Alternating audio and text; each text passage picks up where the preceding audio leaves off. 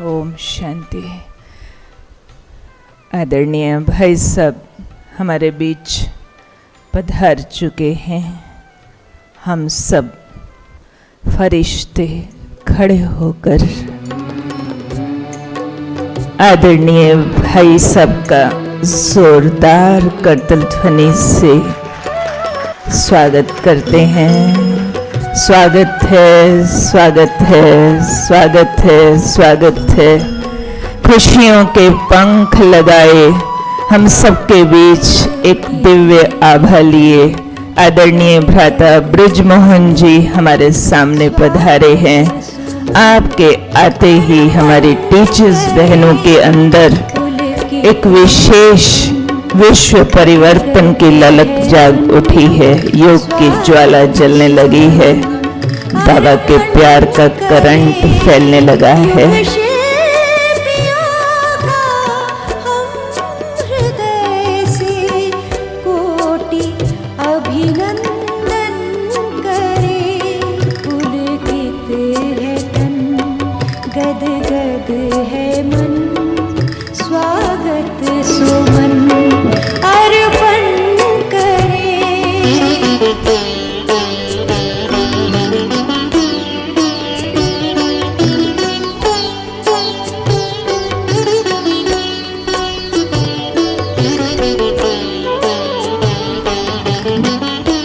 Minute बाबा की यादों में एकाग्र हो जाएंगे। पवित्र शक्तिशाली प्रकाश और बाबा की प्रेजेंस महसूस करेंगे।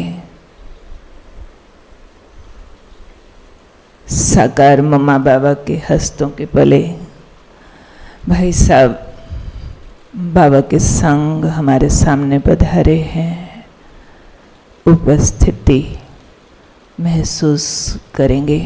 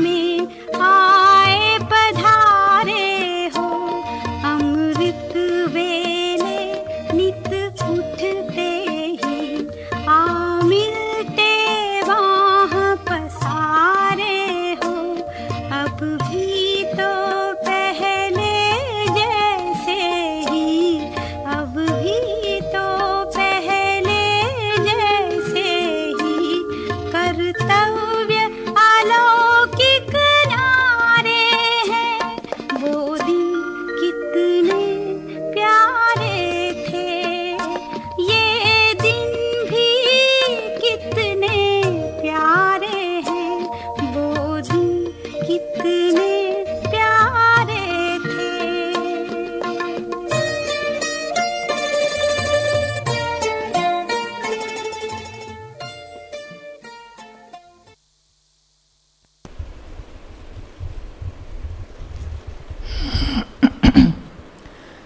इसे अंदर अलौकिक राज्य सभा है, स्वराज्य अधिकारियों की सभा।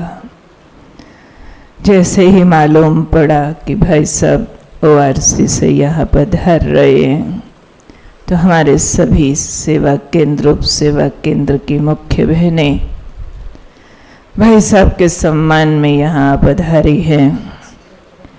ये सुंदर राज दरबार भाई साहब का सुंदर सम्मान करता है, और सम्मान के लिए पधारे हैं चंडीगढ़ से हमारे कुमार अर्जुन।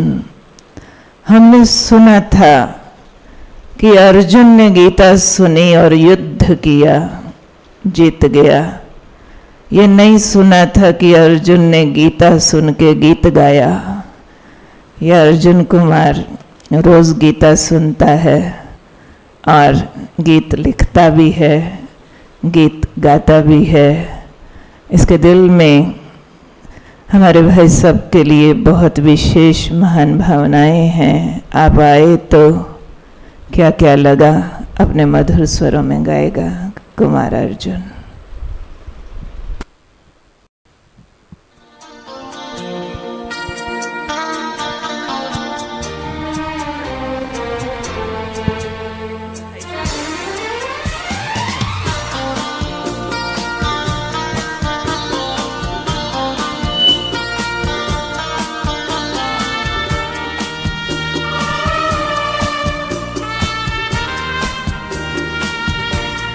आप आए तो हवाओं में एक नशा है, आप आए तो फिजाओं में रंग सा है। ये रंग छाए आप जो है आए, और क्या और क्या और क्या और क्या और क्या और क्या। आप आए तो हवाओं में एक नशा है, आप आए तो फिजाओं में रंग सा है। छाए आप जो है आए, और क्या और क्या और क्या।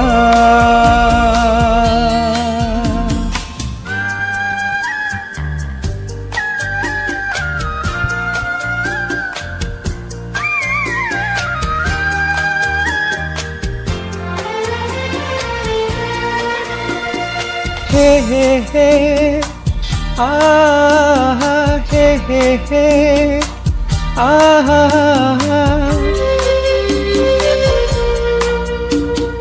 आप आए हो तो देख लो, खुशियों भरा सा लगे ये जहां हो।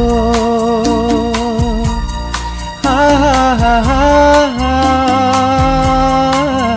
हो। हंसी है ये ज़मीं, धुला धुला सा है ये आसमां, आँखों तो है ये समा। और क्या और क्या और क्या और क्या।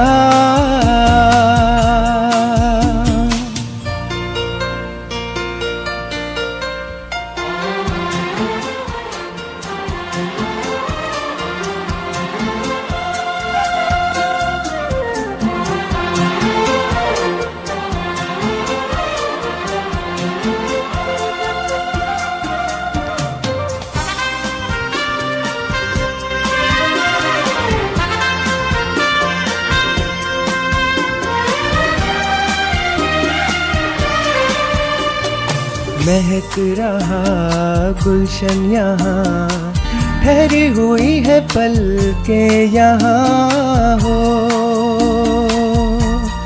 हा हा हा हा हो। हर दिल ने जो बाबा कहा वो मेरा और मैं उसका हो गया, बस एक बाबा मेरा। और क्या और क्या और क्या और क्या,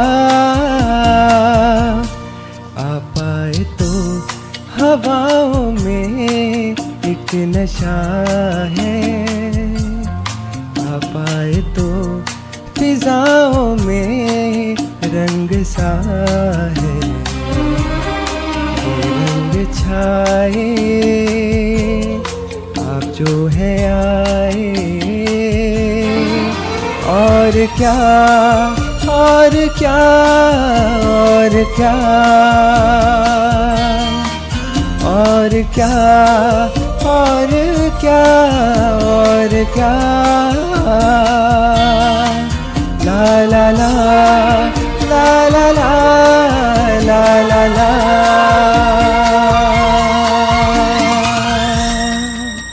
ओम शांति।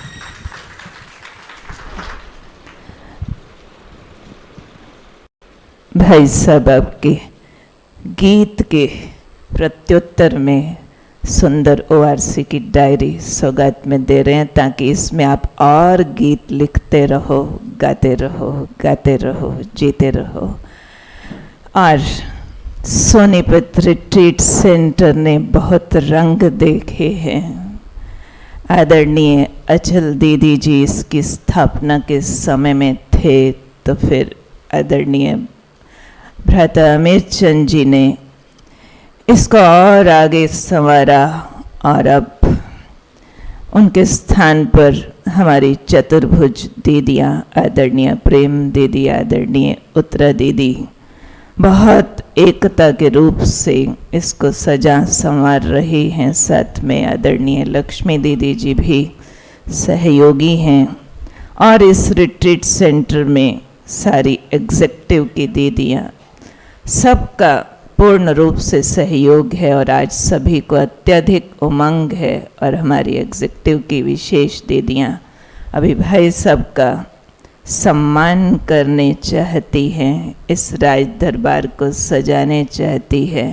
भाई साहब का सम्मान किया जाएगा सुंदर स्वराज्य तिलक दे करके, विशेष स्वराज्य का ताज पहना करके, और बाबा के प्यार की चुनरी ओढ़ा करके, विजय माला पहना करके हमारी एग्जीक्यूटिव कमेटी की दीदियाँ आ रही हैं। हमारे यज्ञ के वरिष्ठ आदिरत्न भ्राता ब्रिजमोहन भाई जी का सम्मान करने के लिए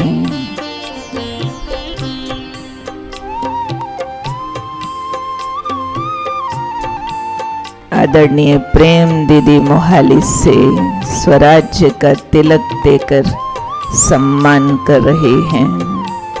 आदरणीय लक्ष्मी दीदी जी सुंदर मोतियों की विजय माला पहनाकर सम्मान कर रही हैं,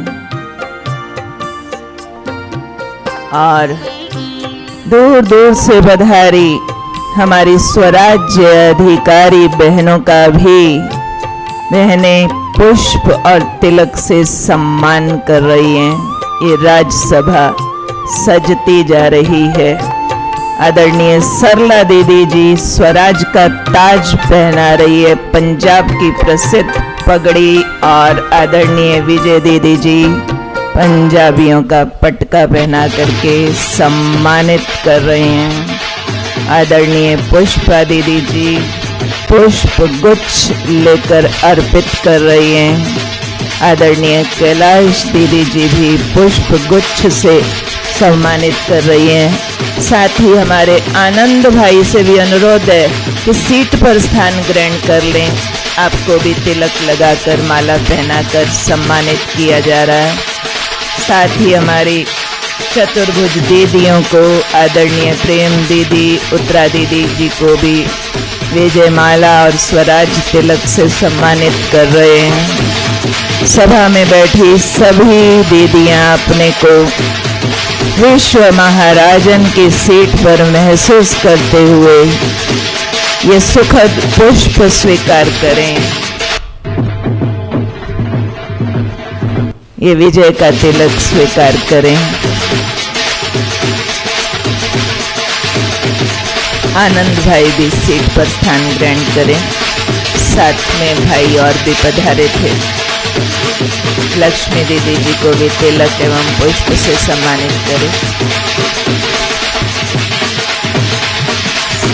सम्मान करने वाली बहनें ध्यान दें। अभी मंच से हमारी बड़ी दीदियां सामने कुर्सी पर स्थान ग्रहण करेंगी। उनको भी तिलक और पुष्प से सम्मानित करें।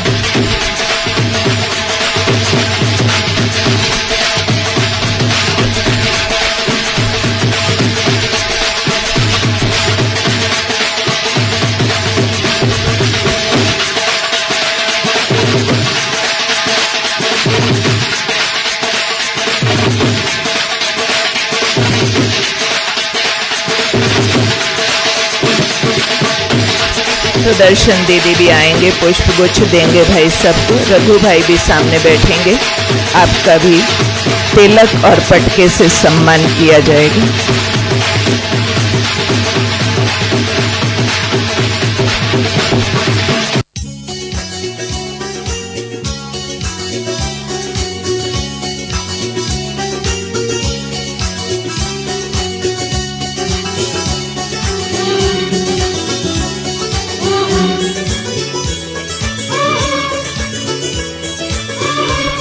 एक भाई और भी थे भाई सबके साथ। आपसे भी अनुरोध है मंच पर आकर स्थान ग्रहण करें। एक भाइयों से अनुरोध है एक कुर्सी और ऐड करें ऊपर।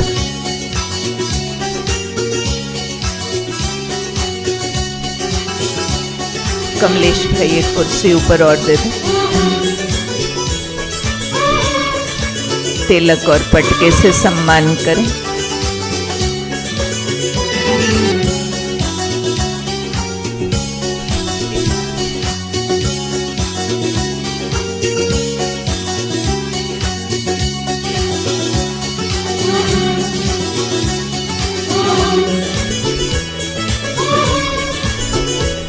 इस राजाओं की सभा में एक प्रिंसेस आई है चंडीगढ़ से। वो बचपन से ज्ञान में थी और अब बड़ी हो गई है और बड़ी होकर के कहती है राजाओं की सभा लगी है तो मैं तो प्रिंसेस हूँ तो मैं डांस जरूर करूँगी। तो ये क्या कहती है अपने नृत्य में, जरा ध्यान से सुनते है तो प्रिंसेस पर वाइट ड्रेस में आई है। कहती है ये वाली सभा स्वराज अधिकारियों की सभा है तो मैं इनके जैसी ड्रेस ही पहन के आऊंगी। बचपन से ज्ञान में चलती है।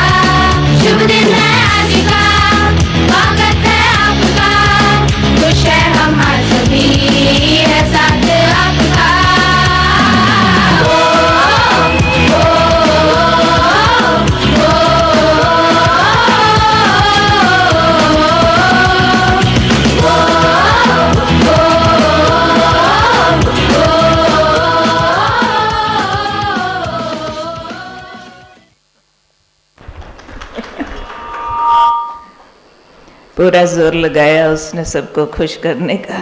जोरदार तालियों से हम बच्ची का हौसला बढ़ाएंगे। भाई साहब सुंदर बुके दे करके प्रिंसेस का हौसला बधाई कर रहे हैं। साथ में अपने से बड़ी डायरी और अपने से बड़ा बुके मिला है। बहुत बहुत करतल ध्वनि से बच्ची को थैंक्स। दूसरा नाम बताओ। प्रिंसेस ही बोलती है। अपना नाम इसने खुद रखा, मैं प्रिंसेस हूँ। गले मिले बिना नहीं जाता। अभी हम जिस घड़ी का इंतजार कर रहे हैं वो घड़ी आ गई है। अब हम अनुरोध करते हैं आदरणीय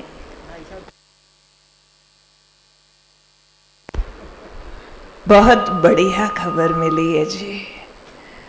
हमारे आनंद भाई, जैसा नाम है वैसा काम करके दिखाएंगे। अभी आनंद भरा डांस करेंगे आनंद भाई। और ये फरमाइश आई है आदरणीय भाई साहब की ओर से कि आनंद भाई का एक डांस रखा जाए। गीत बताओ जी, क्या बजाना है? बिना गीत के चलेगा? डांसर नहीं बोला आपको, हम तो आनंद उत्सव मना रहे।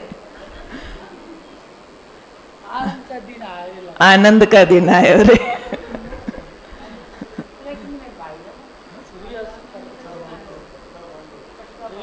पटका बांधो भाई, इसीलिए पहनाया था कि बांध के डांस कर सको। अब बनी ना बात।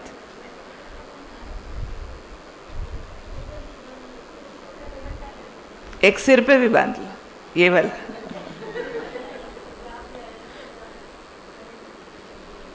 एक माला पहना सकते। आनंद का दिन।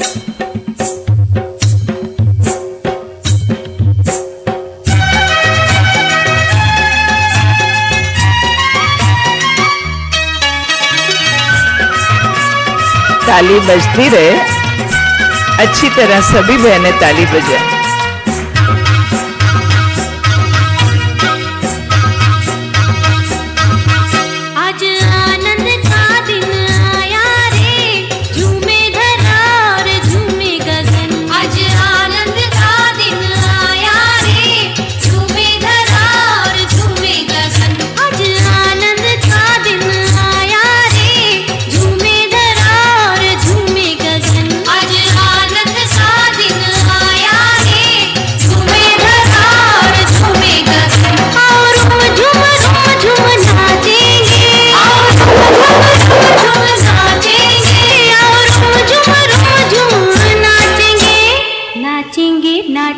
नाचेंगे आज आनंद का दिन आया रे, झूमे धरा और झूमे गगन। आज आनंद का दिन आया रे, झूमे धरा और झूमे गगन।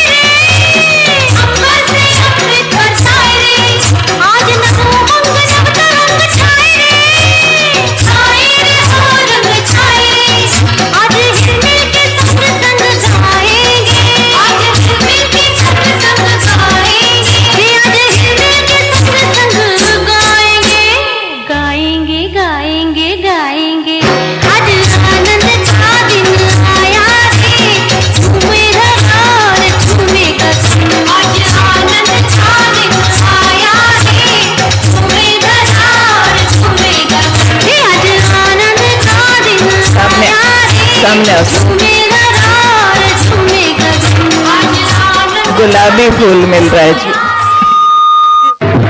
बहुत बहुत जोरदार करतल ध्वनि से बहुत बहुत बहुत खुशियों का वातावरण चारों ओर फैला दिया। जैसे भाई साहब की पर्सनैलिटी है, हंसी हंसी में, खुशी खुशी में बड़ी बड़ी बात सिखा देना, ऐसा लगता है जैसे मनोरंजन कर रहे हो पर शिक्षा पूरी मिल जाती है। ऐसे ही आनंद भाई ने भी अपना स्वरूप दिखाया, थोड़ी देर में ही एकदम वातावरण खुशियों से भर गया है। जो बहनें दूर दूर से सफ़र करके आई थी, सबकी थकान उतर गई है। अब भाई साहब से ये स्नेह मिलन बहुत अच्छा होगा। हमारा तो स्नेह का लेन देन भी ज्ञान के रत्नों का लेन देन होता है। तो अभी भाई साहब हमें ज्ञान के अनमोल रत्नों का पान कराएंगे। आदरणीय भाई साहब से हम आराम से मुलाकात करेंगे। अभी आदरणीय प्रेम दीदी जी कहते अभी तो मेरी बारी है। ते मेरे बड़े भाई आए हैं तो मैं कुछ न कहूँ, ऐसे कैसे हो सकता है। घर में पधारे हैं तो बड़ी दीदी भाई साहब के सम्मान में कुछ कहती हैं। आदरणीय प्रेम दीदी जी। आज हमारे लिए बहुत ही खुशी का दिन है। हमारे बीच परम श्रद्धेय बाप समान विश्व के आधार मूर्त, उद्धार मूर्त, उदाहरण मूर्त आदरणीय भाई साहब हम सबके बीच में पधारे हैं। और हम सभी पंजाब, हरियाणा, हिमाचल, जम्मू कश्मीर, उत्तराखंड के सर्व भाई बहनों की तरफ से और इस सभा में पधारी सब टीचर्स बहनों की तरफ से भाई साहब का हार्दिक स्वागत करते हैं। स्वागत है, स्वागत है, स्वागत है। मैं 2 मिनट कहना चाहूँगी कि मैंने भाई साहब से बचपन से ही बहुत पालना ली है। भाई साहब चंद्रमणि दीदी और अचल दीदी के राइट हैंड बनकर जितने भी सेवा केंद्र हैं, इनकी स्थापना में शुरू से भाई साहब अथक सेवाधारी दधीची ऋषि समान बनकर तन मन धन हर प्रकार से पंजाब की सेवाओं को आगे बढ़ाने में बहुत सहयोग दिया है। ताली बजाकर हम हार्दिक स्वागत करते हैं। और दूसरी बात, आज ये मैं महसूस कर रही हूँ कि भाई साहब ने ये जो पंजाब में इतनी सेवाएं की, आज ऐसा महसूस हो रहा है कि स्वयं बागवान अपने बाग और बगीचे को ये फलों से और फूलों से भरा हुआ देख हर्षित हो रहे हैं।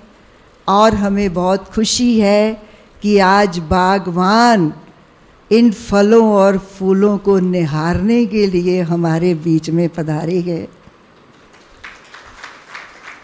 और विशेष बात कि ये फल और फूल जो दूसरे फल और फूल होते हैं वो बागवान को नहीं देख सकते, लेकिन आज ये हमारे चैतन्य भाई साहब के लगाए हुए जो पौधे हैं, ये आज वट वृक्ष बन करके और बड़े फल और फूल के समान आप सभी अपने बागवान को देखकर खुश हो रहे हैं। और हम भाई साहब का पंजाब जोन की तरफ से हार्दिक स्वागत करते हैं। स्वागत हो, स्वागत हो, स्वागत हो। ओम शांति, ओम शांति। बहुत बहुत धन्यवाद दीदी जी। और अब हमारे आदरणीय उत्तरा दीदी जी कहते हैं, मेरे भी तो बड़े भाई हैं ना, हमने भी तो साथ में सेवाएं की है ना, मुझे भी तो इतनी ही ज़्यादा खुशी हो रही है ना, तो मैं भी अपनी खुशी प्रकट करूँ ना। हाँ जी दीदी, ज़रूर। आप भी भाई साहब के स्वागत में स्नेह में 2 शब्द कहेंगे। ओम शांति। किन शब्दों से भाई सबका स्वागत करूं, वो इतने शब्द नहीं हैं शब्दकोश में। और हमें ऐसा लगता है कि ना भाई साहब केवल दिल्ली जोन के बड़े हैं, लेकिन पंजाब जोन के भी हैं। हमें अपना अधिकार महसूस होता है। शुरू से लेके मैंने देखा कि जब चंडीगढ़ सेवा शुरू हुई, अचल दीदी आए, तो भाई जी का हर सप्ताह आना होता, मुनि दीदी आते और सेवाओं की योजनाएं बनती, किस विधि किस पर्व को मनाया जाए, वो सब कुछ आके वहाँ मीटिंग होती। जिस चंडीगढ़ की फुलवाड़ी को सींचा है भाई साहब ने, जिस तरह से अचल दीदी को तो बाबा ने भेजा ही था, लेकिन भाई साहब का इतना बढ़िया योगदान, सहयोग, तन मन समय संकल्प हर तरह से, कि जो आज वो फुलवाड़ी बहुत सुंदर तरीके से महक रही है।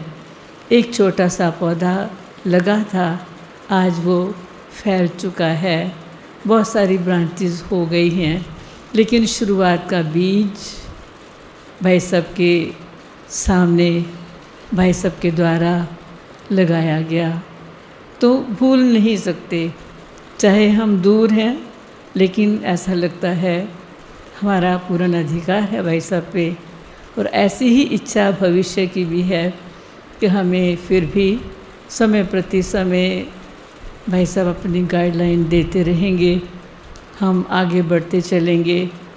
अब भी ऐसा लगता नहीं है कि पंजाब जोन कोई अकेला है, लेकिन भाई जी का साथ हमारे साथ है, तो हम अकेला अपने को नहीं समझ रहे।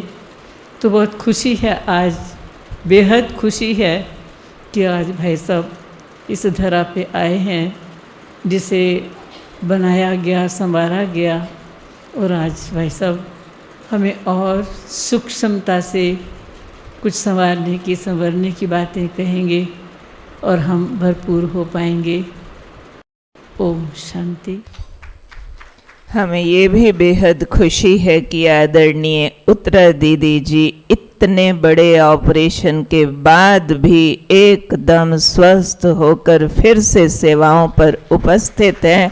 हम भी जोरदार करतल ध्वनि से आपका सम्मान करते हैं, जो इतना बड़ा पेपर आपने पार कर लिया और हमारी सेवा पर उपस्थित हो गए।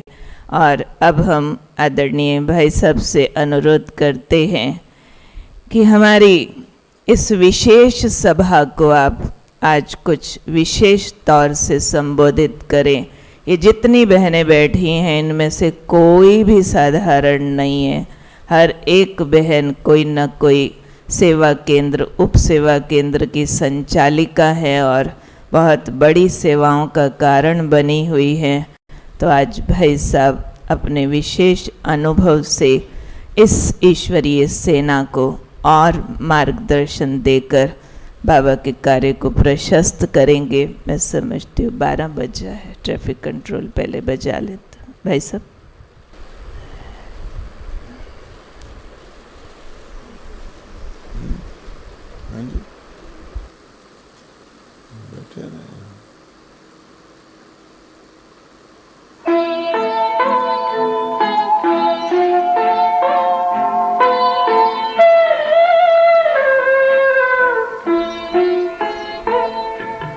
शिव पिता को अब याद करो, मुक्ति धाम तुम्हें जाना है। अपने सुकर्मों के बल पर ही सतयुग में तुमको आना है। शिव पिता को अब याद करो।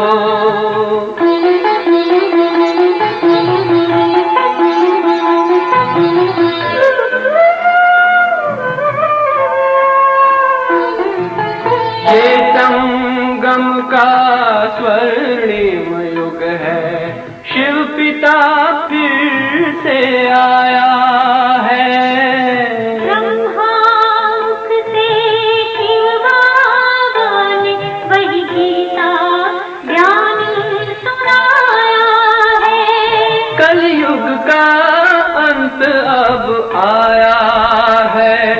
विकराल विनाश खड़ा आगे। अब हम सबका शिव पिता ने बतलाया है। शिव पिता को अब याद करो।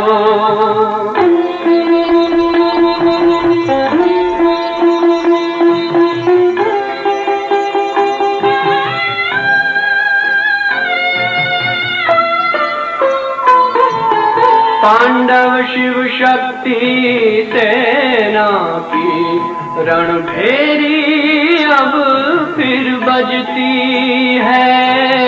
शिव बाबा के ज्ञान से फिर माया को मार भगाना है।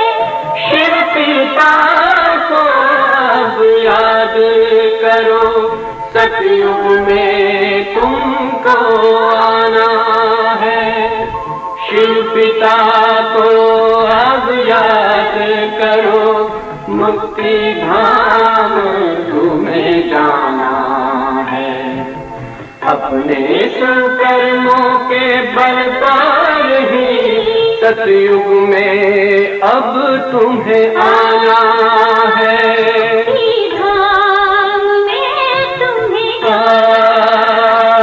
सतयुग में अब तुम्हें आना है। धाम में तुम्हें जाना है।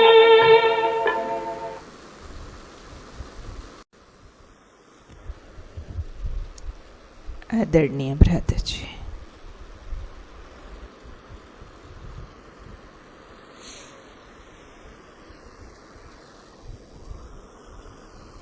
ओम शांति।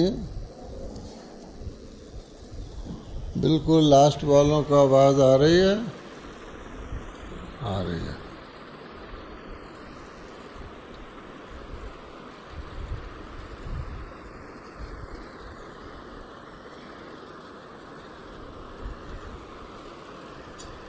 दो गिलास तो छोड़ दो।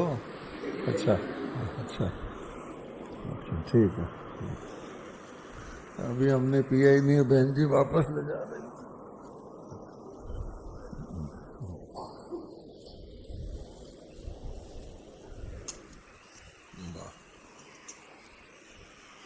अच्छा,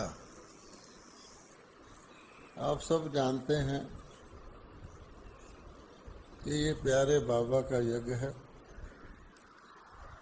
प्यारे बाबा इसको चला रहे हैं और ये पक्का है कि प्यारे बाबा ने इसको हमको सबको पार पहुंचा देना।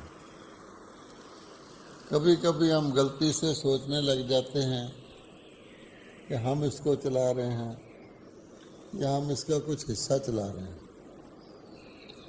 तो सबसे पहले मैं आपको बताता हूँ कि 1957 में मैं मधुबन गया तो बाबा ने कहा, बच्चे क्या कर रहे हो? तो मैंने बड़ा सीना तान के मैंने कहा, बाबा मैंने चार्टर्ड अकाउंटेंसी पास की है और दिल्ली में बहुत अच्छी जगह दफ्तर खोला है। बाबा बोले, थोड़ा नज़दीक आ जाओ। नज़दीक तो मैं था ही, बाबा के और नज़दीक चले गए। बोले, देखो बच्चा, अपनी प्रैक्टिस करोगे तो सबका ध्यान रहेगा, इसका ये काम करना, इसका ये। तुम कोई सरकारी नौकरी कर लो। बाबा ने कहा, अब बाबा तो आप जानते हैं बाबा का प्रभाव। मैंने उसी वक्त सोच लिया कि मैंने अपने दफ्तर में दोबारा नहीं जाना, सरकारी नौकरी करनी। अगले दिन अखबार पढ़ा और उसमें जो नौकरी चार्टर्ड अकाउंटेंट की दिखी, हाथ से लिखकर अर्जी भेज दी। मुझे ये भी नहीं पता था टाइप कराना। बड़ी लंबी कहानी है कि वो नौकरी बाबा ने मुझे कैसे दिलवा दी। अच्छा, वहाँ मैं 1957 से 1972 तक रहा। बीच में कभी हमारी कंपनी की बहुत सारे इंडिया में ब्रांच खुलते थे, वो कहते थे हम आप अनुभव यहाँ नई ब्रांच में चले जाओ।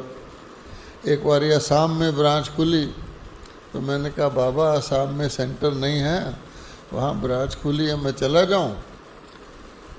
बाबा बोले वहाँ बहुत मच्छर होता है, बहुत बारिश होती है, बाबा कहीं बाहर जाता है, तुम यहीं रहो। परिणाम स्वरूप में 17 साल उसी जगह रहा। चलो, जब बाबा को मुझे वहाँ से हटाना था, तो उससे कुछ वर्ष पहले अव्यक्त बाबा ने मुझे कहा, बच्चे तुमने कोई आप समान बनाया? मैंने तो कभी सोचा ही नहीं था, हम सब मिलजुल के काम करते थे। तो अगली बार आना तो आप समान बना के आना, क्योंकि कभी किसी प्रोग्राम में तुम नहीं जा सकते तो दूसरा होना चाहिए ना। तो बाबा के वहाँ से उठते समय ही मेरे आगे 2 चेहरे आए, एक भ्राता अमीरचंद जी का था और दूसरा भ्राता लक्ष्मण जी का था। तो मैंने मन में धार लिया कि अब मैं जाऊंगा, कोई भी प्रोग्राम होगा मैं कहूँगा मैं नहीं आ सकता, आप जाओ आप जाओ।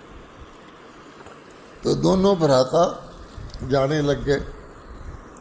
आपको पता है लक्ष्मण जी नेता टाइप हैं, जैसे होता ना, कोई सारे बारिश हो रही है चाहे सिर पर ना आ जाए उसमें भाषण माइक नहीं छोड़ना। और अमीरचंद जी ज़रा रॉयल ढंग के थे। खैर अगली बारी में आया तो मैंने कहा बाबा मैंने आप सामान बना लिया। बाबा ने कहा ठीक है।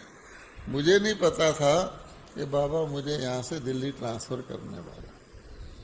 अच्छा, इस प्रकार से उन दिनों पंजाब में वैसे तो बहुत सारी घटनाएं हैं।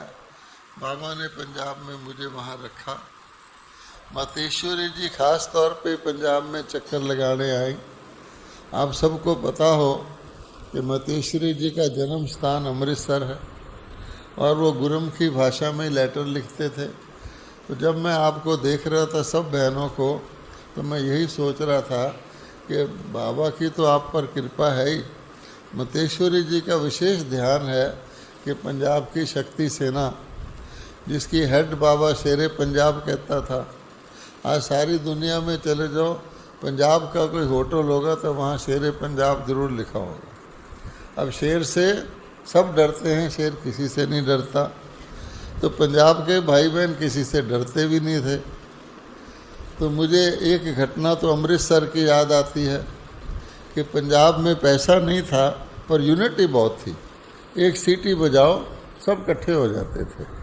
तो हम लोगों ने फैसला किया कि पंजाब में आर्य समाजी बहुत शोर कर रहे हैं, हम आपका ये बंद कर देंगे वो बंद कर देंगे। हम पंजाब में सारे पंजाब वाले मिलके एक यात्रा निकालेंगे, सारे शहर से निकालेंगे। तो सीन मुझे याद है कि कैसे हमने झांकियाँ बनाई। छोटे छोटे पर्दे शहर में लगे होते हैं, तो एक भाई ऊपर से ऐसे पर्दे को ऊपर करता था ताकि झांकियाँ निकल जाएं। शहर के टाउन हॉल में हमने प्रोग्राम रखा था, तो आर्य समाजियों ने टाउन हॉल को ताला लगा दिया। फिर हमने उस ताले को तोड़ा और उसमें प्रोग्राम किया। उसमें अच्छी तरह याद है हम एक हवाई जहाज़ भी लाए थे। एक हवाई जहाज़, एक पटियाले के भाई होते थे, वो अब मिलिट्री के रिटायर्ड थे, ठाकुर भाई। तो वो हवाई जहाज़ छोटा होता है, उसके एक खाने में फूल और एक खाने में पर्चे, वो हमने पंजाब में यात्रा के ऊपर लगाए थे। मुझे अच्छी तरह याद है, वहाँ एक पुल था, बड़ा सुंदर प्रोग्राम हुआ। एक और सुना देता हूँ कि बॉम्बे में ब्रह्मा कुमारीज़ की सबसे बड़ी कॉन्फ्रेंस पहली हुई। आज तक तब तक ब्रह्मा कुमारी अपने अपने सेंटरों में करते थे, तो अखबार वाले कहते थे ब्रह्मा कुमारियाँ तो अपने घर में ही लाल बत्ती जगाती हैं, उनमें हिम्मत नहीं है बाहर आने की।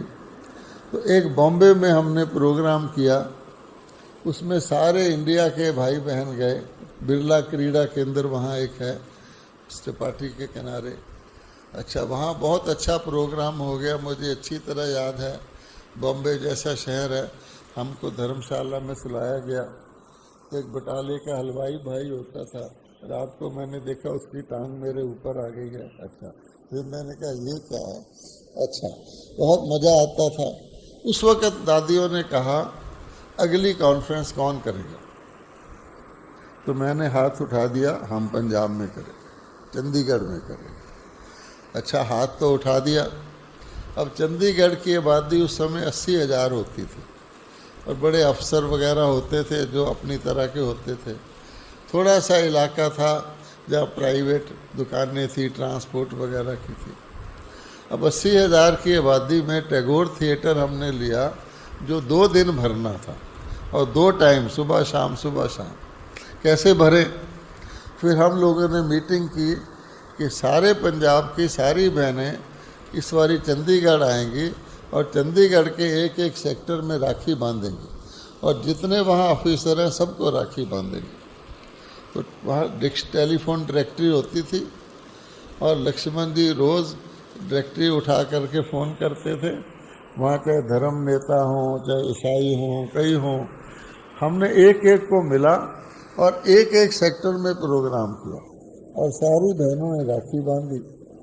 नतीजा क्या हुआ कि वो 2 दिन जो हमारा प्रोग्राम हुआ वर्ल्ड इंडिया का 2nd नंबर, उसमें एक व्यक्ति उठता था तो एक बैठने को तैयार रहता था, इसलिए वो भर गया, सब खुश हो गए। दादियाँ भी आई थी।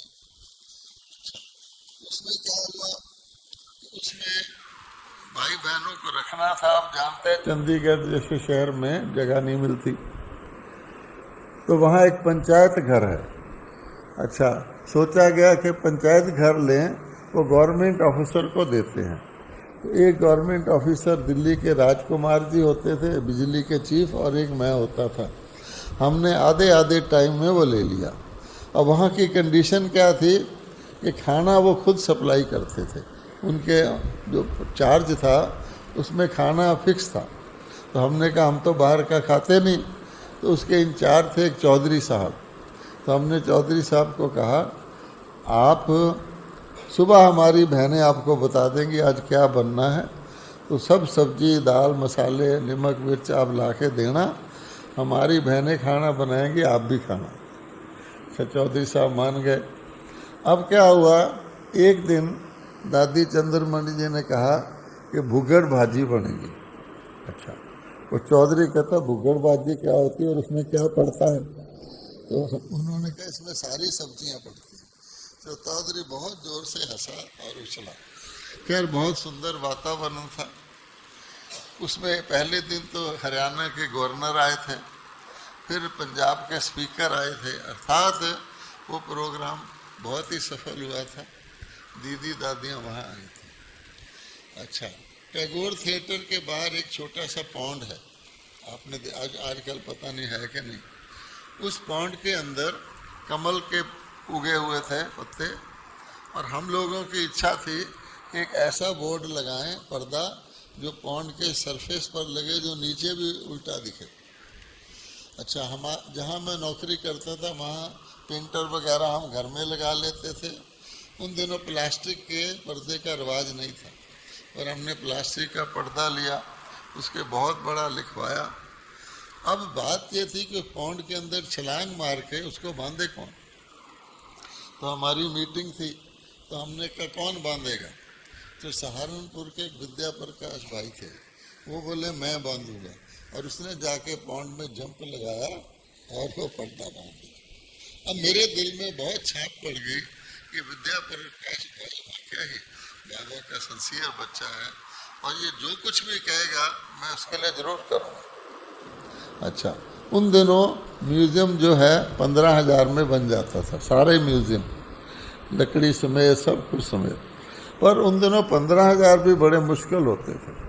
तो चंडीगढ़ का म्यूज़ियम बनना शुरू हुआ तो 3,500 कम थे। तो मैं क्या करता था, कभी भी कोई चीज़ कम हो तो मैं कह देता था मैं दूंगा। अच्छा, क्योंकि मैं सरकारी मुलाजम था, सच्चे दिल से कहता था। तो एक मेले से कपड़े वाला भाई आया और वहाँ बहन जी को एक मेला सा थैला दे गया, ये मेरी सेवा है। उसने समझा कोई होगा इसमें 500-600 रुपया, उसमें 3,500 एग्जैक्ट था, और उससे वो म्यूज़ियम बन गया। और हमारा रिकॉर्ड है कि हमने हमेशा कहा कि जिसका काम होगा मैं दूंगा, मुझे एक पैसा भी कभी नहीं देना पड़ा। ये भी सोच लो कि बाबे का यज्ञ है। अच्छा, अब सहारनपुर में क्या हुआ कि वहाँ एक अजीब तरह का सेंटर है, अब तो शायद बदल गया होगा, पता नहीं सहारनपुर की बहन यहाँ है या नहीं। तो वहाँ एक अजीब तरह का सेंटर है, एक नाला बहता है, उसके बाहर एक धर्मशाला है जिसका नाम है पुतली धर्मशाला। अच्छा, उस पुतली धर्मशाला में नीचे साइकिल का पंचर लगाने वाला, दूध वाला, इस तरह की दुकानें हैं। एक छोटी सी सीढ़ी चढ़ती है ऐसे, जिसमें एक मोटा आदमी तो चढ़ ही नहीं सकता। अच्छा, वहाँ पर उन्होंने कहा जी हमने म्यूज़ियम बनाना है। तो वहाँ भी एक केमिस्ट भाई होते थे जो पैसे वाले थे, उनका 8,500 खर्चा आना था। केमिस्ट भाई ने भी कुछ दिया, कुछ खर्चा कम था। हम म्यूज़ियम भी हर जगह नया बनाते थे, कुछ ना कुछ चेंज करके, हमें शौक़ था। खैर हमने म्यूज़ियम बना लिया। अब वो बहन वहाँ की आदि रतन प्रकाश इंदिरा बहन और उसके नीचे आदि रतन भगवती बहन। अच्छा, प्रकाश इंदिरा जी मीटिंग में आई और बोली हमने इसका उद्घाटन यूपी के गवर्नर से करा।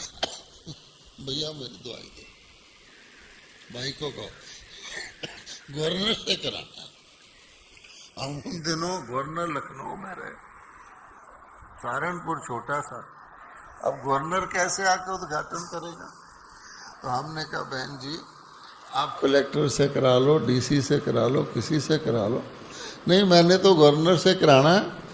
और गवर्नर पिछले साल आया था, मैंने उसको राखी बांधी थी, मैंने कहा था हम म्यूज़ियम बना रहे हैं, आपने उद्घाटन करना है, और गवर्नर ने हाँ की थी।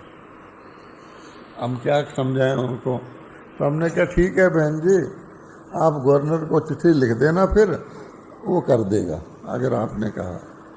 लो जी, उन्होंने चिट्ठी लिखी, गवर्नर मान गया। तो भगवान का काम नहीं तो और किसका काम। कहाँ लखनऊ, कहाँ सहारनपुर, और वो पुतली धर्मशाला।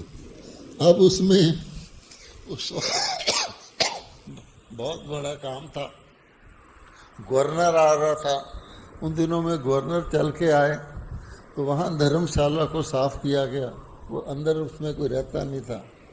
उसमें जगदीश जी आए, न्यूयॉर्क की मोहिनी बहन आई, जितने बड़े बड़े महारथी थे वो आए। चलो वो भी ठीक है, ये हमने रखा हुआ है। तो क्या हुआ, अब गवर्नर ने तो आना मान लिया। हमने सोचा वो ये साइकिल वाली दुकानें देखेगा, वो भी ठीक है, सीढ़ी से चढ़ेगा कैसे, जिससे एक बंदा टेढ़ा होके चढ़ता, वो इतना मोटा गवर्नर चढ़ेगा कैसे। खैर बाबा के खेल देखो। तो हमने जब धर्मशाला साफ कराई तो उसके अंदर से एक बड़ी चौड़ी सीढ़ी ऊपर चढ़ती थी जो बंद पड़ी थी, और ऊपर जाके फ्लैट था, वहाँ बीजेपी का दफ्तर था, उसमें खुलती थी पर वो बंद थी। हम बड़े खुश हो गए, हमने उस सीढ़ी को साफ कराया, बीजेपी वालों को कहा गवर्नर आ रहा है।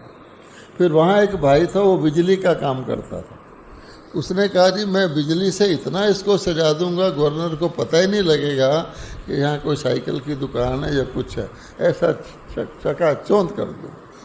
उसने कर दिया। अब गवर्नर आए बाकायदा, उनके साथ वहाँ एक पेपर मिल है, उसका मालिक भी आया।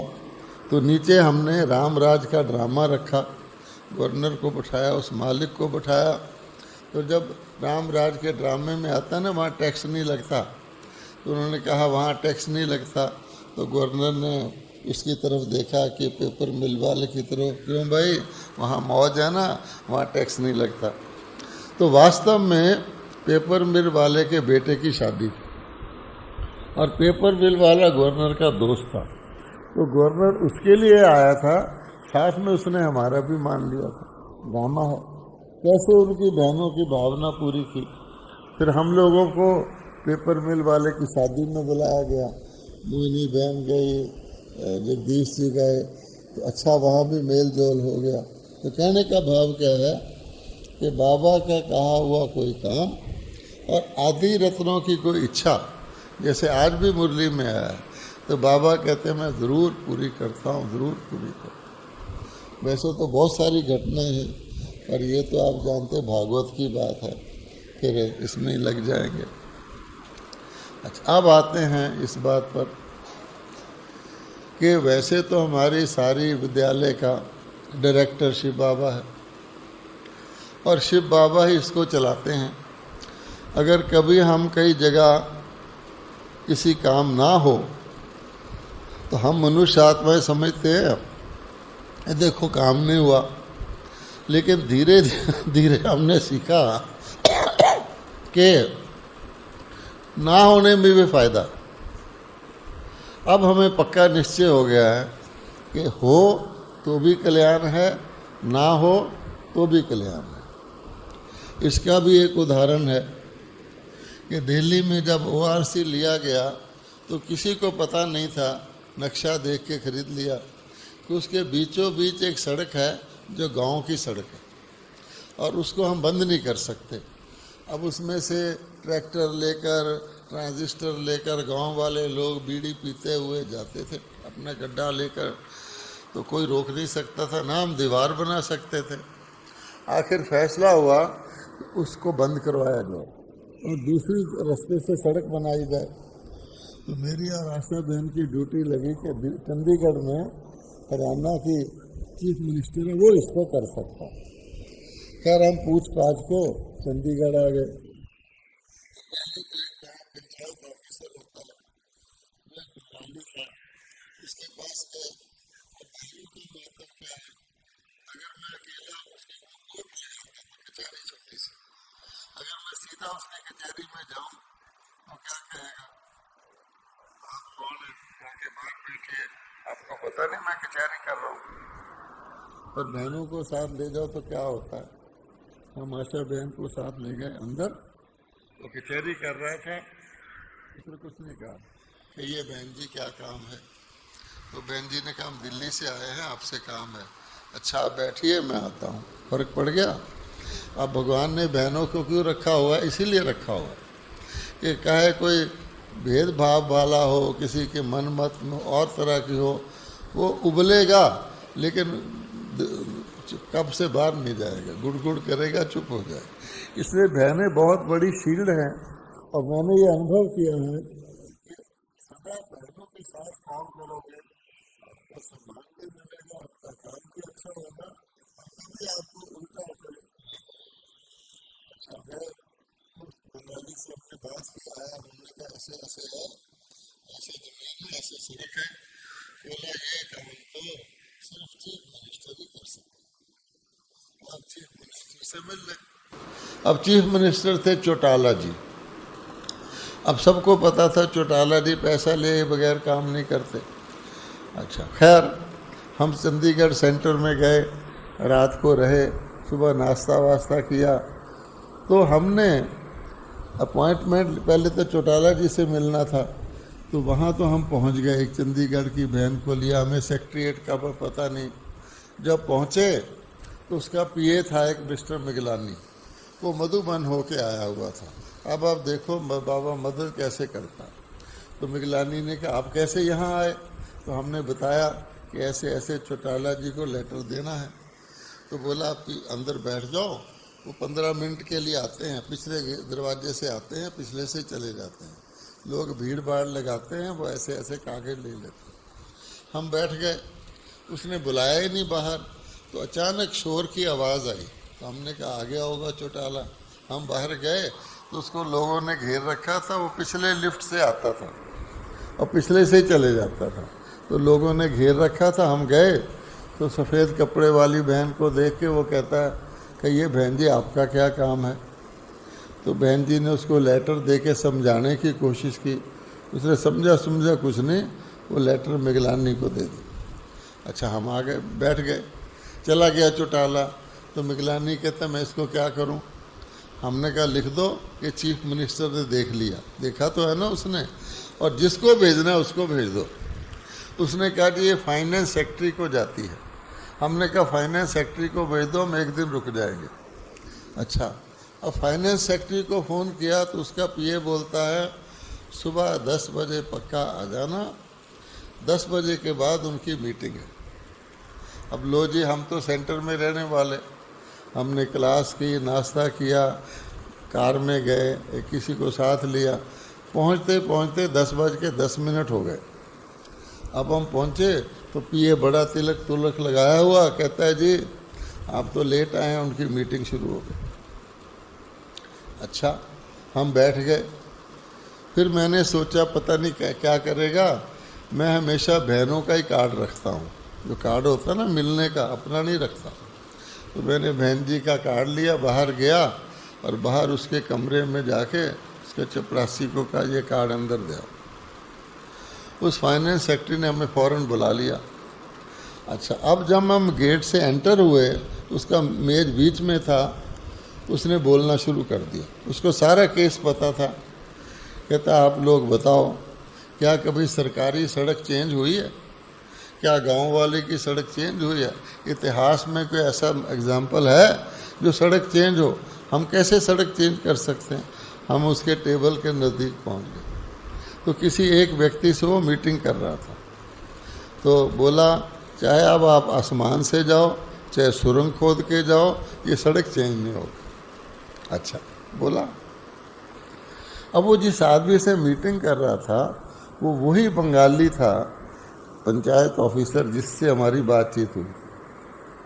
अचानक उसके दिमाग में बाबा ने डाला, उसको पूछता है वो, सेक्रेटरी आपका क्या ख्याल है?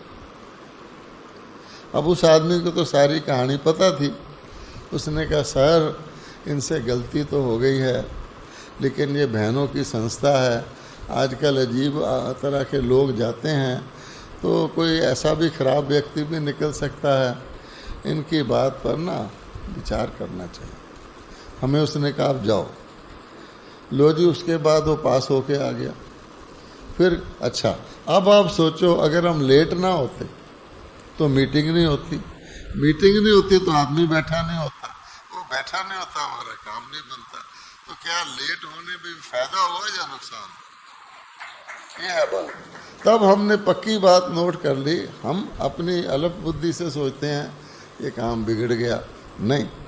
बाबा कहता है कि मेरे बच्चे हैं, किसी की घड़ी टूट जाए, किसी का पर्स छूट जाए, कुछ भी हो जाए, मैंने तुम्हारा सफल कर दिया, बस। अब तुमने नहीं देखना, हाँ कोई लापरवाही करता है उसके नंबर कटते हैं, लेकिन मेरा काम कभी नहीं रुकेगा। इसलिए बाबा का काम है और बाबा का काम होता ही है। अब देखो पहले कितने आदि रतन होते थे, ब्रह्मा बाबा थे, मतेश्वरी जी थी, दादियों की पूरी लाइन थी। अब धीरे धीरे बाबा ने नई दुनिया बनानी है, तो करते करते करते करते अब एक दादी बची है। वो हमारा टाइम टेबल है। समझ लो कि जब तक एक दादी बची है संगम युग चल रहा है। अच्छा, लेकिन एक दादी से भी बाबा सारा यज्ञ चला रहा है कि नहीं चला रहा है? माउंट आबू में जाके देखो, पहले से ज़्यादा भीड़ लगी हुई है। जरा सा कोरोना खुला है। दिल्ली में कल बहुत बड़ा प्रोग्राम हुआ, इतनी भीड़ थी, ओवर लोग आ गए, मंत्री तारीफ़ें कर रहे हैं। तो किसका कमाल है? भगवान का कमाल है। इसलिए भगवान कहता है कि मैं आपको आपके तन का, मन का, धन का, रक्षा का पूरा ख्याल रखता हूँ।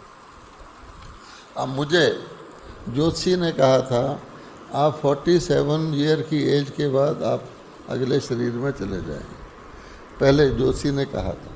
और वो ज्योतिषी इतना पक्का ज्योतिषी था, उसने मुझे बताया था फलाने दिन फलाने साल को तुम्हारी नौकरी लग जाएगी, तुम्हारे पास कार होगी। मैं उस वक्त 23 साल का था। मैं सोचता था मेरे पास कार होगी, नौकरी लग जाएगी, और सचमुच मेरी नौकरी भी लगी मेरे पास। तो मैं उसको ढूंढने गया दिल्ली में कि उसको कुछ पैसे दे के आऊँ, क्योंकि वो ज्योतिषी के पास मेरा कज़न जन्मपत्री इंग्लिश में टाइप करता था, उसने मुझे ले गया था। मैंने कहा इतना अच्छा ज्योतिषी, वो कहीं चला गया था, किसी राजा ने रख लिया था। लेकिन मेरे मन में था, इसने कहा तेरी आयु 47 ही है तो 47 है। आज मेरी आयु अक्टूबर में 90 साल हो जाएगी भगवान की दया से। अब आप सोचो, और मैं खाने पीने का परहेज भी नहीं रखता, सब जानते हैं, फिर भी बाबा ने बचा के रखा हुआ है। रात हो दिन हो शक्ति दे देता है, तो किसका कमाल है? वो कहता है ना आपकी आयु बढ़ेगी। फिर हम लोगों के पुराने जन्म देखो, पुराने जन्म के बाबा कहता है अगर मैं आपको संस्कार दिखाऊं तो जैसे नाली के अंदर होते हैं ना, ऐसे पकड़ के निकाले जाते हैं। उसको बाबा कहता है संगम पर मैंने आपको थोड़ा बेटर जन्म दिया होगा। कोई भी बीके ऐसा नहीं होगा जो सड़क पे शरीर छोड़ दे या रात को शरीर छोड़ दे जिसको घसीटा जाए। मैंने खुद देखा है, एक फर्स्ट क्लास का पैसेंजर रेलवे में मर गया, स्टेशन पे लखनऊ में उतार कर उसको जमादार घसीट रहे, उसका कोई है ही नहीं। ऐसा हमारी लाइफ नहीं होगा। लेकिन बाबा कहते हैं ये संगम के कारण है। संगम की भी आद में हम लोग कैसे थे, और बाबा ने कर के अपना काम भी कराया, हम लोगों को सेट भी किया। इसलिए बाबा कहता है कि सिर्फ एक ही बात करूं, हम जो बीच में मैं करता हूं आ जाता है, मैंने ये किया या फलाना चला गया तो पता नहीं क्या होगा, फलाना आ गया तो पता नहीं क्या होगा, इस सेंटर में ये हो गया है वो हो गया है। बाबा कहते हैं मिक्की माउस का खेल समझो, ये खेल जरूर आना चाहिए। अगर खेल नहीं आएंगे तो आप तो आराम से सो जाओगे। तो कुछ ना कुछ छेड़छाड़ होती रहती है, ये यज्ञ में शुरू से चली आई है। लेकिन जो ऊपर स्थिति पर है, आप भी बाबा ने कहा अपनी स्थिति ऊंची रखो। साधु लोग तो अपना आसन ऊंचा बना लेते, नहीं, स्थिति ऊंची रखोगे तो ऊंची जगह से चीज छोटी लगती है। तो रोज हम बजाय मेहनत करें, पहले नीचे आए फिर चीज सामने आए फिर उसका सामना करें, ये प्रॉब्लम बड़ी आ गई, ये कैसे होगी। अब स्थिति पहली बात है तो बाबा ने इसको सॉल्व पहले किया हुआ, 5000 साल पहले भी आई थी कि नहीं आई थी। अब हम चक्कर घूम के आ गए हैं तो सॉल्व हुई होगी कि नहीं हुई होगी, उसने किया था, हम क्यों चिंता करते हैं। तो बाबा कहता है इसलिए आज भी कहा कि परिस्थिति जो है वो आपकी स्थिति के अनुसार बाबा बुद्धिमानों की बुद्धि परिस्थिति को बदल देगा। जब भगवान इतना वायदा कर रहा है तो हम, भगवान कहते हैं मैं जितना आपको देना चाहता हूँ आप लेते नहीं।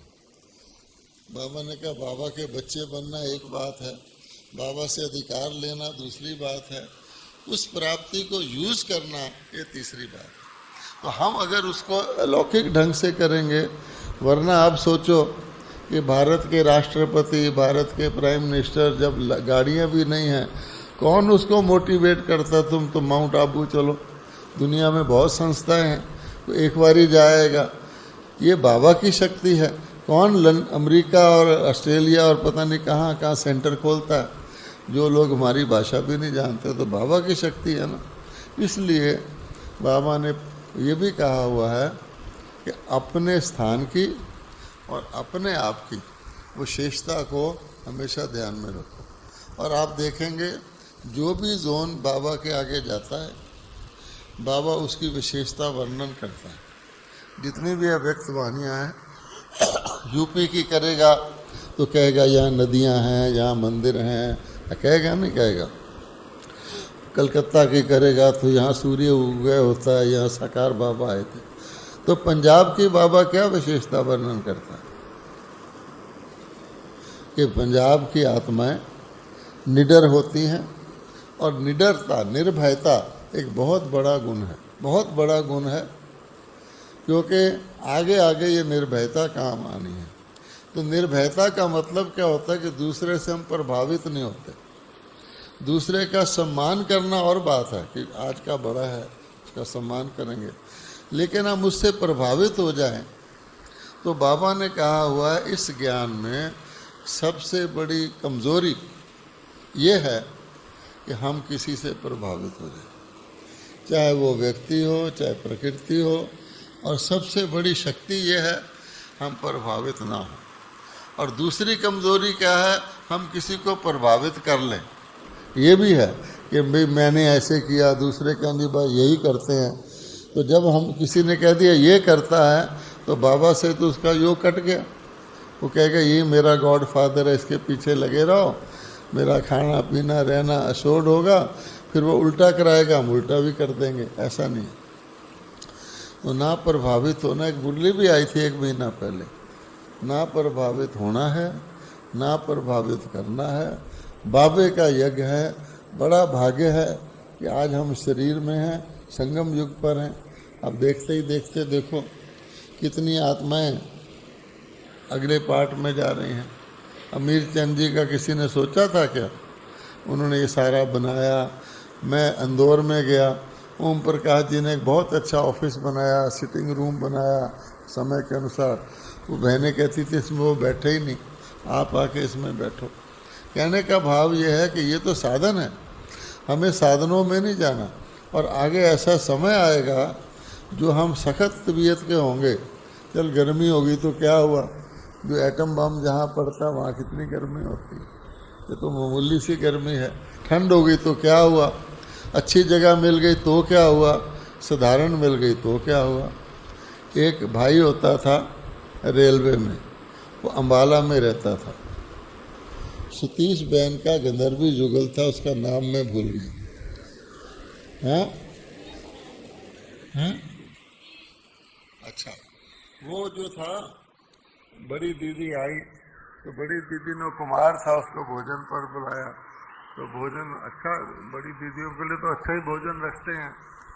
तो अपना दुख बताने के लिए दीदी को कहते हैं, दीदी मेरी आदत खराब ना करो। अच्छा, भाव उसका ये था कि मैं तो बेचारा कुमार हूँ, ऐसे दाल रोटी बना लेता हूँ, आप मुझे इतने व्यंजन खिला रहे हैं। तो दीदी ने कहा ये ज्ञान नहीं है, ज्ञान ये है जब मिले तो खाओ, ना मिलो तो भी खुश रहो। मेरे से बहुत सारे कुमार पूछते थे कि हम सारी उम्र रोटी बनाते रहेंगे, तो मैं कहता था कभी कभी चावल भी बना लिया करो, और क्या करो। अच्छा, तो क्या हमने खुद 3 साल रोटी भी बनाई है, सेंटर भी चलाया है, नौकरी भी की है।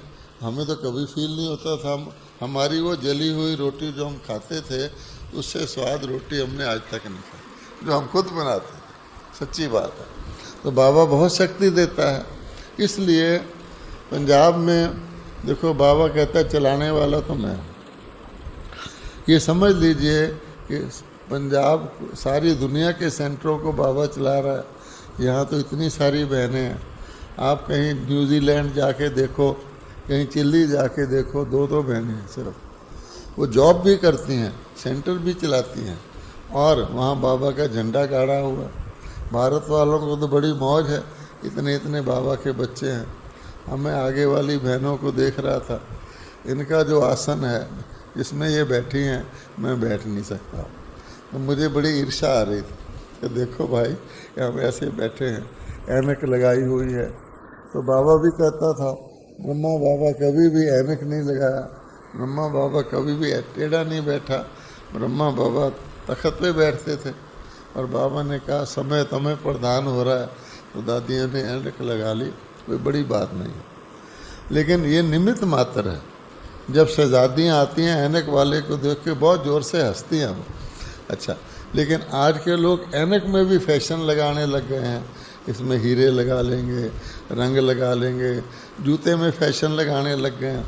तो भगवान कहते हैं इनसे तो तौबा भली है कि उनको ये भी नहीं पता कि हमारी कला गिरती जा रही। एक बात और है लास्ट, कि बाबा कहता है कि दृढ़ संकल्प ज़रूर रखना चाहिए।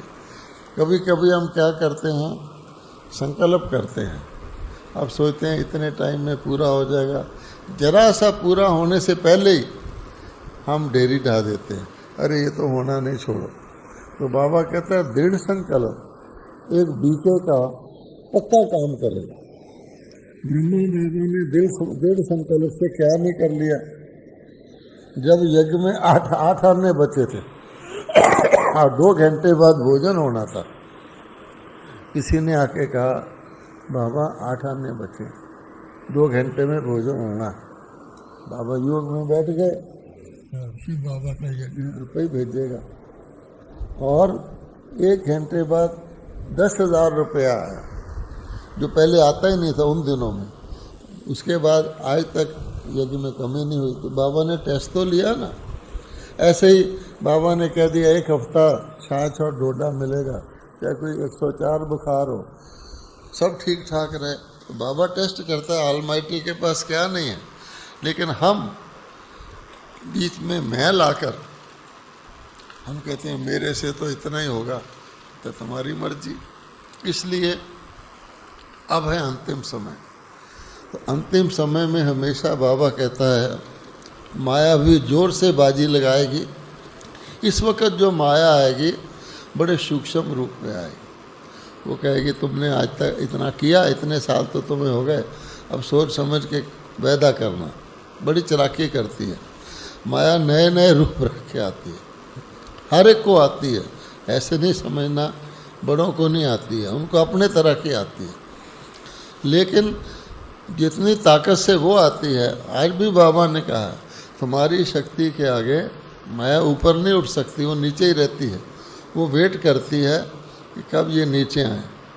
शेर बंदरों को कैसे खाता है? शेर पेड़ के नीचे जाके ज़ोर से दहाड़ता है और बंदर घबरा कर गिर जाते हैं, बस वो खा लेता है। अदरवाइज़ अगर वो वहाँ टिके रहें, ऐसे बिल्ली की कहानी सुनाते हैं कबूतर की। कबूतर, बिल्ली आती, कबूतर आंखें बंद कर लेता है, तो आसानी से खा लेता है।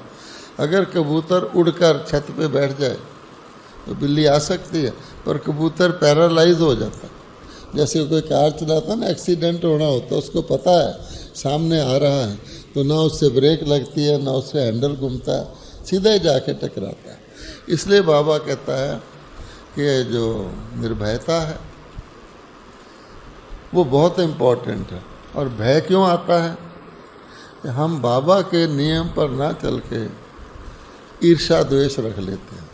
ईर्ष्या द्वेष, कंपटीशन, झरमुई करना, इससे हमारी ताकत खत्म हो जाती है। अगर हम सिर्फ शुभ भावना रख लें, कोई है कैसा है वो जाने, हमने देवता बनना है, उसको देवता बनाने की ज़रूरत नहीं है।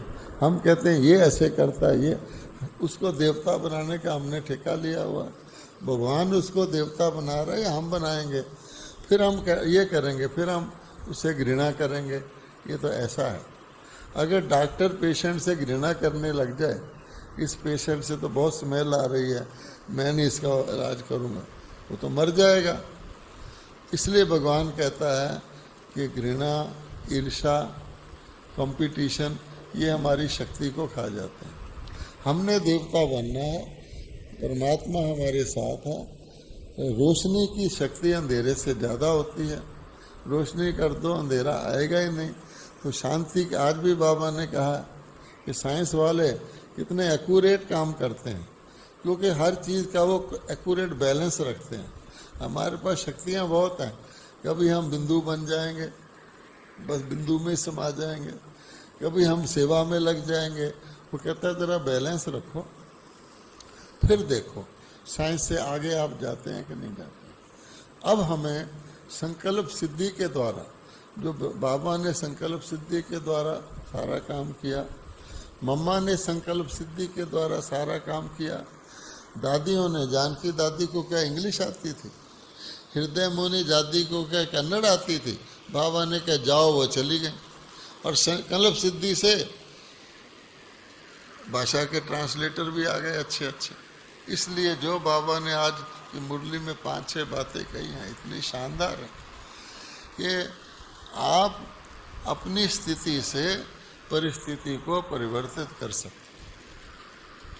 प्रकृति भी, जिसको हम बहुत बड़ी समझते हैं, वो भी आपका कहना मानेगी। जैसे आती है, शास्त्रों में लिखा हुआ है कि कृष्ण जी जा रहे थे तो जमुना ने रास्ता छोड़ दिया, बारिश आ गई तो सांप ने छाया कर ली, ऐसी ऐसी कहानियाँ। भाव उसका यही है कि हम हर चीज़ को अपने अधीन कर सकते हैं, लेकिन शर्त यह है फिर हमें किसी चीज़ के अधीन नहीं होना चाहिए। अगर हम अधीन होते हैं तो अधीन कभी अधिकारी नहीं बन सकते। ओम शांति।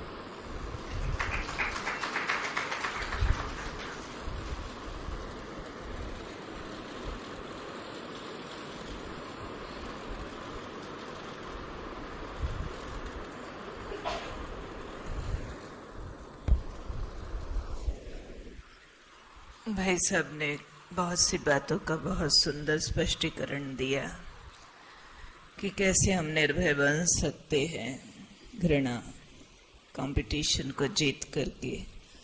कैसे हम अधिकारी होकर के विजय प्राप्त कर सकते हैं। भाई साहब, सब बहनों की तरफ से एक छोटा सा सवाल पूछना चाहती हूँ, आप अनुमति दें तो। जी।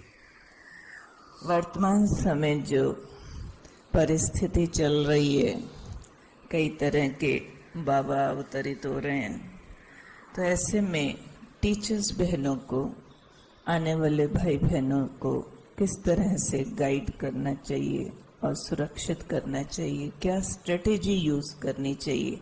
क्या सीधा सीधा बोलते रहें, कोई बाबा नहीं होता, कहीं ना जाओ और सारा खुलासा कर दें, या किस विधि से हम उनको और संरक्षण और पालना पावर प्रदान करें? विधि क्या यूज़ करें? कुछ गाइडलाइंस चाहिए उसके लिए। यही क्वेश्चन होगा सबकी ओर से। वाह, हमारा तो दिल खुश हो गया। बाबा कहता है कि मैं आपको रोज मुरली भेजता हूँ, और आपने देखा होगा कि जिस दिन किसी की भी कोई भी बात होगी, उस बात का उत्तर कहाँ होता है? आपकी डायरी में नहीं होगा। आप डायरी में बहुत मुरलियों के अच्छे अच्छे पॉइंट लिख लो। मैं भी बहुत लिखता था, पर मैंने देखा अध्ययन योगी बनने से हम योगी नहीं हैं। किसी की कोई भी समस्या हो, उस दिन की मुरली में उसका उत्तर होगा। आज की मुरली में भी आपके इस प्रश्न का उत्तर है। बाबा कहते तुम अपना काम करते रहो, वो अपना काम करते रहेंगे। और मैंने तुम्हारी सिक्योरिटी का, तुम्हारी सेफ्टी का, तुम्हारे भविष्य का वायदा किया हुआ है, और मैं वो वायदा पूरा करूँगा। अब तक भी, अभी थोड़ी परिस्थिति भीषण हो रही, और तो कुछ नहीं। बाबा कहते वो देशी सोचते हम वापस कैसे आएंगे, लास्ट प्लेन कैसे मिलेगा। तो बाबा ने उत्तर दिया कि नहीं दिया? हर चीज़ का, कि बर्तन मांजने की मुझे ड्यूटी दे दी है, भाषण करने वालों को ज़्यादा नंबर मिलते हैं। बाबा को मुंह से कहना पड़ता है कि बर्तन मांजो या भाषण करो, नंबर तुम्हारी स्थिति पर है। आप सोचो, एक नाटक का मशहूर एक्टर जो होता है, उसको राजा बना दो, अच्छा राजा बनेगा। डॉक्टर बना दो, अच्छा डॉक्टर बनेगा। चपरासी बना दो, अच्छा चपरासी बनेगा। लोग पैसा खर्च के देखने जाते हैं कि डॉक्टर से भी अच्छा डॉक्टर चपरासी क्या होगा, उससे बढ़िया लग रहा है। आप सोचो, अंदर से उसने कभी सोचा मैं असली चपरासी हूँ या डॉक्टर हूँ या राजा? या वो समझता मैं अलग हूँ, ये मेरा रोल है। चाहे मेरे से चपरासी का पाठ करा लो, चाहे राजा का करा लो, चाहे डॉक्टर का। अच्छा, उसको जो पैसा मिलता है रोल करने का, बराबर मिलता है या राजा का ज़्यादा मिलता है?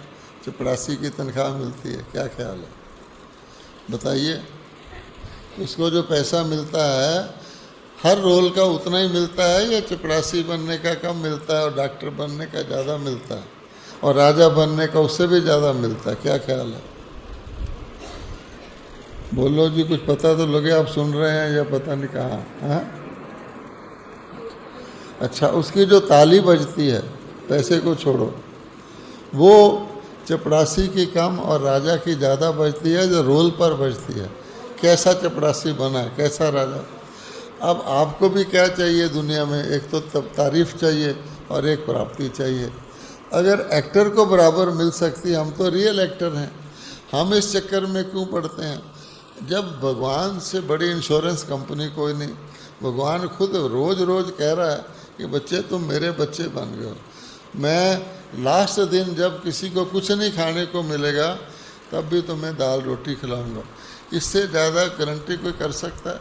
तो हम क्यों चिंता करें?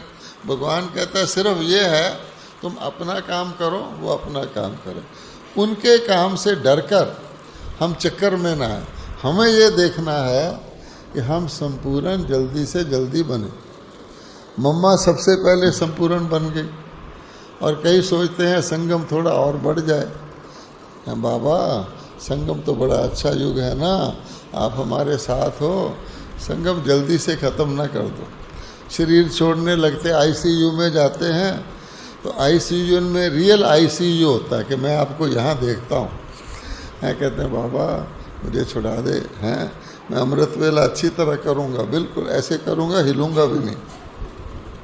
अच्छा, मुसीबत में पड़ते हैं तो समय का भी ध्यान आता है, अरे संगम बड़ा वैल्यूएबल है, लेकिन बाकी समय संगम को उतनी वैल्यू देते हैं, संगम के संकल्प को? तो बाबा ऊपर से देखता रहता है, तभी कहता है सच्ची दिल, अंदर के दिल चाहिए। अंदर की दिल मैंने बाबा है, तो कुएं में छलांग मार दो तो भी बाबा बचा लेगा। ऐसा दृढ़ता होगी तो आपको ये प्रश्न उठेगा ही नहीं। बाबा आपको रोज़ गाइड करता है, हमें क्या करना है।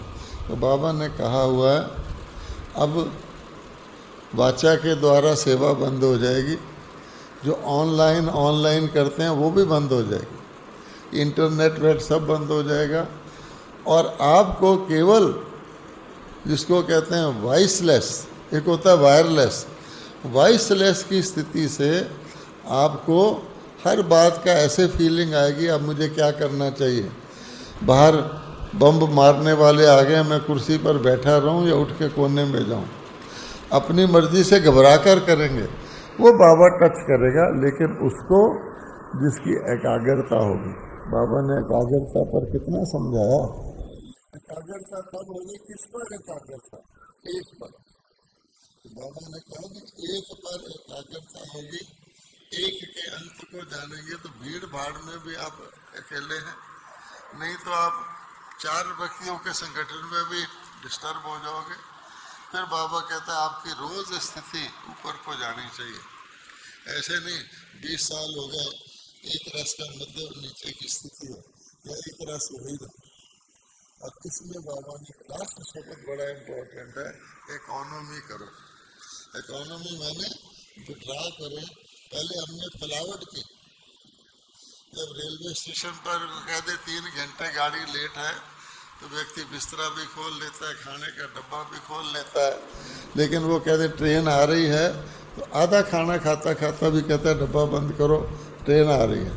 तो बाबा ने बताया अब आपको समेटना है, तो संकल्पों को समेटना है, तो संकल्प जिन को बोतल में बंद करना है। तो संकल्पों को समेटने का क्या तरीका है कि हम अच्छे संकल्प लाएंगे तो बुरे आपे नहीं आएंगे, व्यर्थ आपे नहीं आएंगे। तो ये जो 5 शब्द बाबा ने बताए हुए, अभी 2-3 दिन पहले वरदान भी आया था, है ना, एक एकाग्र, एकांत, एक रस और एक नामी। इसको आप फॉलो करिए, आपका बेड़ा पार। और इसको छोड़िए, रोज नई मुरली में रोज जो आता है 2 बातें भी आप जीवन में लगाएंगे।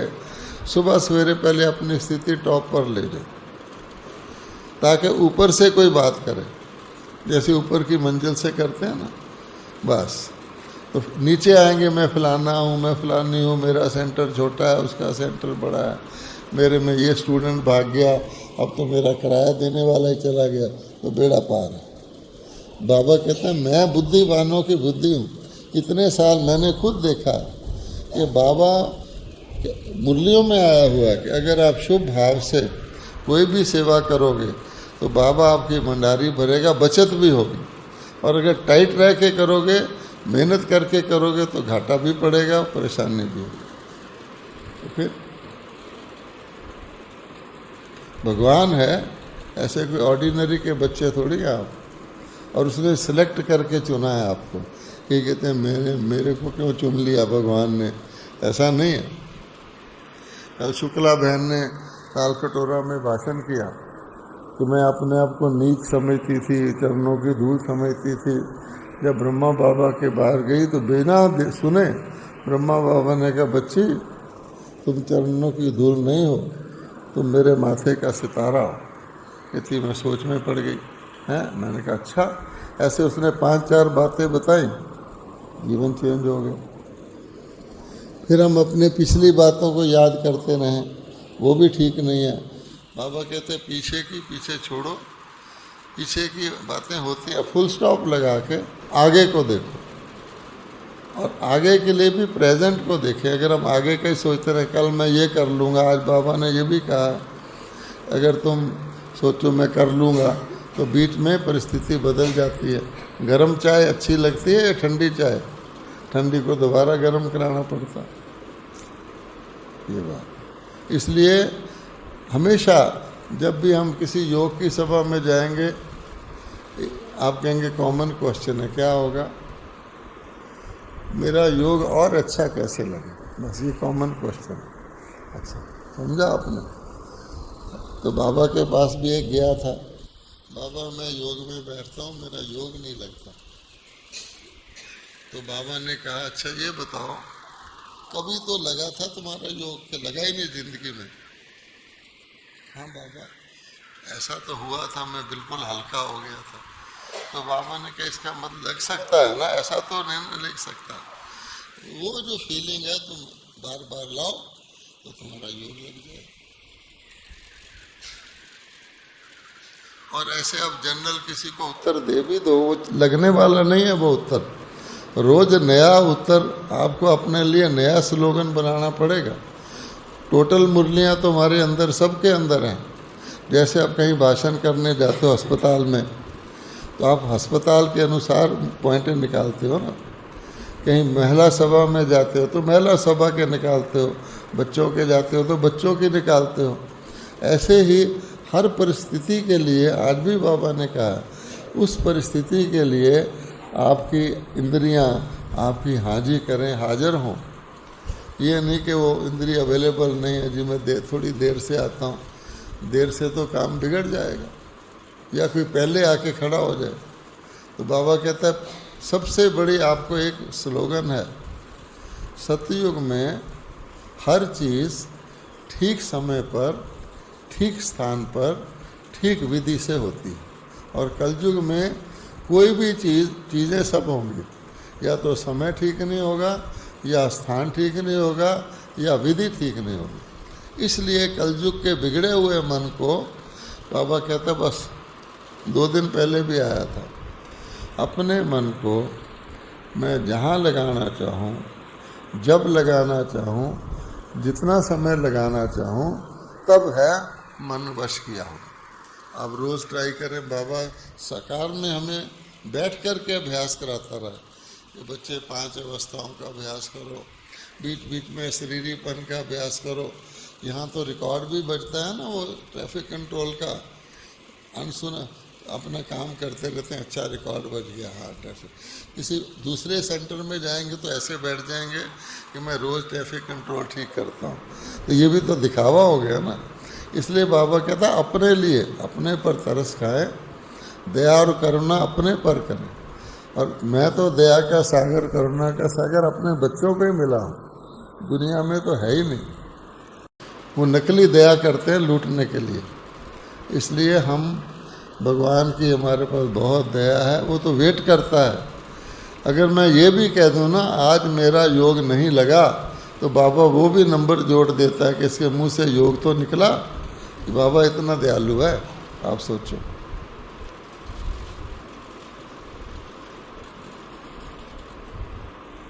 हाँ जी, अब किसको पूछना है कि आज की परिस्थिति में क्या करें? आज की परिस्थिति में ये है कि आज की सोचो। अगर आप रेडियो लगा के सुनते रहोगे तो वो ऐसी बात बताते हैं कि कल ही बम फटने वाला है ना, तो आपके अंदर खाम खा डिस्टर्बेंस पैदा करेंगे। रेडियो सुनो ही ना।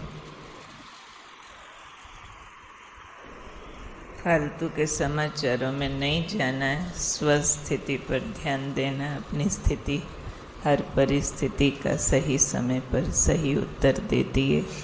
ये बहुत सुंदर आंसर भाई साहब से हमें प्राप्त हुआ है। और किसी को कुछ पूछना हो तो मौका है, कुछ पूछना हो तो। संतुष्ट है सभी? अच्छा, पर्ची आई, चिट्ठी।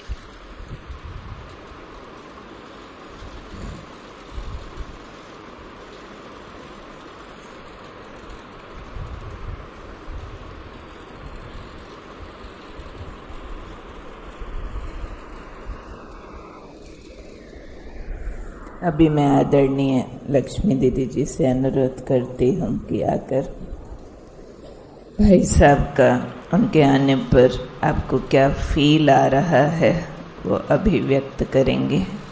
आप बहुत सुचारू रूप से सोनीपत रिट्रीट सेंटर की श्रद्धा से, लगन से, प्यार से संभाल कर रही हैं और भाई साहब को भी बड़े जिगर से आपने यहाँ इनवाइट किया है।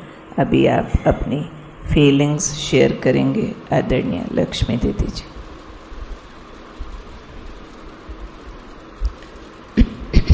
ओम शांति, ओम शांति। आज का दिन हम सभी के लिए बहुत बहुत खुशी का दिन है। हम बहुत समय से कोशिश कर रहे थे कि भाई साहब हमारे बीच में आए। ड्रामा अनुसार आज बाबा के अनमोल रतन आदरणीय भ्राता जी हमारे बीच में आए हैं, तो फिर से हम बहुत बहुत दिल की गहराइयों से आपका हार्दिक स्वागत भी करते हैं, अभिनंदन भी करते हैं, धन्यवाद भी करते हैं कि आपने आकर के हमें संभाला। 1.5 वर्ष पहले जब भ्राता जी अव्यक्त हुए थे तो थोड़ा सा पंजाब जोन की सभी बहनों को, सभी भाइयों को ऐसा लगता था कि हमारे बीच में कोई बड़ा नहीं रहा, क्योंकि दादी चंद्रमणि जी, अचल दीदी जी और भ्राता जी के जाने के बाद थोड़ा सा ये अभाव महसूस कर रहे थे। लेकिन 1.5 वर्ष पहले जब भाई साहब ने मधुबन में पंजाब जोन के लिए जो व्यवस्था बनाई और उसमें कितने दिल से, प्यार से, हम बहनों की हिम्मत भी नहीं हो रही थी, हम सबका इतना उमंग बढ़ाया और सचमुच में सहयोग दिया हमें। और हमें ऐसा लगता है कि त्रिमूर्ति जो छवि है इस पंजाब जोन की, दादी चंद्रमणि जी, अचल दीदी, भ्राता जी, उन तीनों को आज हम आपके अंदर समाया हुआ महसूस कर रहे हैं। और आपके सहयोग से सचमुच में हमें वो जो क्षति थी उसकी पूर्ति हम महसूस कर रहे हैं। और आज भाई साहब ने हम सबको बहुत अच्छे अनुभव युक्त टिप्स दिए हैं कि समय के अनुसार हमें अपनी स्थिति में क्या भरना है। केवल एक बाबा हमारे लिए कुछ भी गलत हो नहीं सकता, और कितनी निर्भयता और समर्थ स्थिति हमें बनानी है, वो सारे टिप्स भाई साहब ने हमें दिए। और हम भाई जी से ये अनुरोध करेंगे कि जैसे दादियाँ कहती थी, कहती है, अभी भी है कि दिल्ली और पंजाब भाई और बहन है, जिसमें पंजाब को बहन कहा और दिल्ली को भाई। तो भाई साहब जैसे दिल्ली के भी रिप्रेजेंटेटिव हैं और अब तो पूरे संस्था के वो उस पद पर हैं कि पूरे विश्व के लिए हैं। और भाई साहब बड़े भाई हैं, दिल्ली भाई है तो भाई बाप समान होता है। तो हम ये अनुरोध करेंगे कि आप अपनी छत्र छाया हमारे ऊपर बनाए रखें, और जैसे आप दिल्ली में समय प्रति समय चक्कर लगाती हैं तो बहन को भी भूलें नहीं, और समय प्रति समय हमारे पास भी आते रहें, तो हमें वो कमी महसूस कभी नहीं होगी कि अब हमारे बीच में कोई वरिष्ठ नहीं है। ऐसा हमारा नम्र अनुरोध है भाई साहब से। और साथ साथ समय प्रति समय हमें पंजाब जोन की और इस सोनीपत रिट्रीट सेंटर की सेवाओं को आगे बढ़ाने के लिए आपके मार्गदर्शन की, आपके दिशा निर्देश की बहुत बहुत ज़रूरत है। तो आप वो भी हमें देते रहेंगे, ऐसी हमारी शुभकामना है। और फिर से पंजाब जोन की सभी बहनों की तरफ से भाई साहब का बहुत बहुत धन्यवाद है, धन्यवाद है, आभार है, आभार है।